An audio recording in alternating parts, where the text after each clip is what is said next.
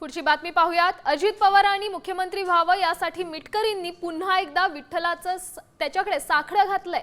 पुढच्या वर्षी विठ्ठलाची शासकीय महापूजा अजित पवार यांच्या हस्ते मुख्यमंत्री म्हणून व्हावी असं साकडं आमदार अमोल मिटकरी यांनी घातलंय।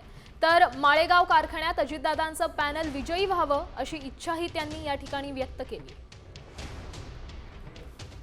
माळेगाव सहकारी साखर कारखान्याची जी चुरशीची निवडणूक होते आहे असं दाखवलं जातंय। ती निवडणूक अजितदादा प्रचंड मताधिक्यानं जिंकून गोरगरिबाला कष्टकऱ्याला न्याय देण्याकरता जे प्रामाणिक प्रयत्न करत आहेत त्यांच्या हाताला बळ येवो।